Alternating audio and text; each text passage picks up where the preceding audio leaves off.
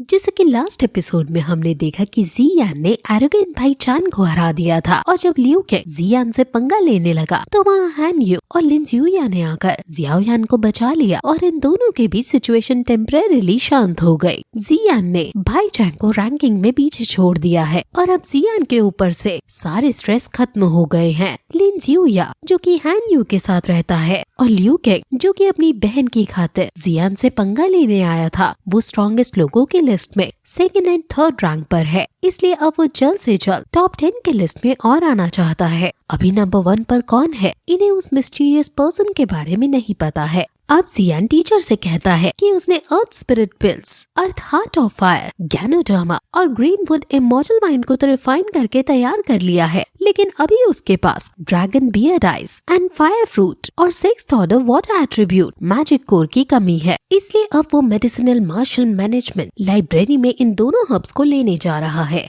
जियान जब उसके अंदर घुस रहा होता है तो उसे गेट कीपर रोक देता है, जो उसे कहता है कि ये हर्ब स्टोर है और यहाँ अगर तुम्हारा कोई जरूरी काम नहीं है तो तुम्हें यहाँ से वापस लौट जाना चाहिए। जियान अपना इंट्रो देकर बताता है कि उसे एल्डर हाउ से मिलना है। वहाँ खड़ी एक लड़की जियान का नाम सुनकर उसे कहती है कि एल्डर हाउ ने कहा है कि अगर जियाओ यान आना चाहे तो उसे कभी भी रोका ना जाए। वो लड़की जियान को अंदर ले जाने लगती है और जियान एल्डर हाउ से बात करता है और एल्डर हाउ उससे पूछते हैं कि तुम्हें क्या चाहिए, मुझे बताओ। जियान कहता है कि मैं यहाँ कुछ हर्ब्स ढूंढने के लिए आया हूँ, जिस पर एल्डर हाउ कहते हैं कि मैं तुमसे घुमा फिरा कर बात नहीं करूँगा, लेकिन हम एक डील करते हैं। तुम यहाँ से ड्रैगन पार दान दे जाओ और यहाँ से कोई भी एक हर्ब ले जाओ। ये मत सोचना कि मैं तुम्हारा फायदा उठा रहा हूँ। ये जो हर्ब्स यहाँ मौजूद हैं, इनसे तुम्हारी कल्टीवेशन कई हद तक बढ़ सकती है, इसलिए तुम भी फायदे में हो। जियान थोड़ा सोचने पर राजी हो जाता है और एल्डर हाउ उसे लाइब्रेरी में जाने का पास दे देते हैं और ये पास जो खास हर्ब्स है उनको डिटेक्ट करने में भी जियान की मदद करेगा।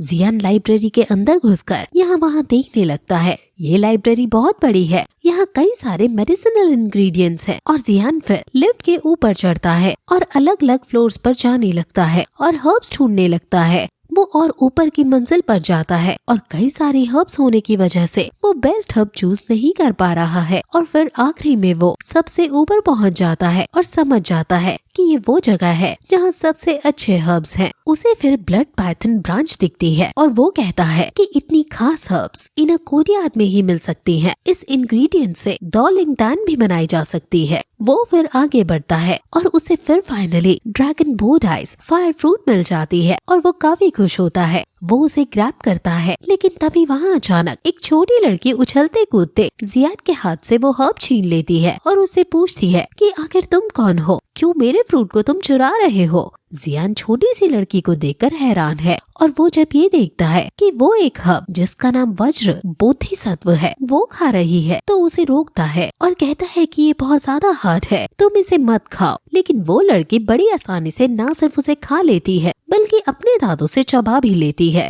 ये देखकर जियान हैरान हो जाता है और वो जब ड्रैगन फ्रूट को भी खाने वाली होती है तो जियान उसका हाथ पकड़कर रोकने की कोशिश करने लगता है। ये देखकर लड़की को गुस्सा आ जाता है और वो जियान के हाथ को पकड़ लेती है और उसके अंदर से बहुत ज्यादा ऑरा निकलने लगता है और इतनी इंटेंस पार को देखकर जियान डर जाता है और हैरान भी हो जाता है कि आखिर एक बच्ची की पार इतनी ज्यादा कैसे है। लड़की जियान को छोड़ देती है और ये कहकर कि आज मैं अच्छे मूड में हूँ, इसलिए जाओ, मैं तुम्हें नहीं मारूंगी। जियान प्यार से लड़की को कहता है कि ये चीज अच्छी नहीं है खाने के लिए, तुम इसे मुझे वापस दे दो। लड़की कहती है कि मैं बड़ी होना चाहती हूँ, इसलिए ये हर्ब्स खा रही हूँ। जियान समझाता है कि बड़ी होने में वो टाइम लगेगा, जिस पर वो कहती है कि टाइम का मेरे ऊपर कोई असर नहीं हो रहा है। जियान कहता है कि तुम यहाँ की हर्ब्स ऐसे ही खा जाती हो, अगर ये बात एल्डर हाउ को पता चली तो वो तुम्हें डांटेंगे। जिस पर वो कहती है कि उस बुढ़े आदमी को ये बात पता है, लेकिन वो मेरा कुछ भी बिगाड़ने की हिम्मत नहीं रखता।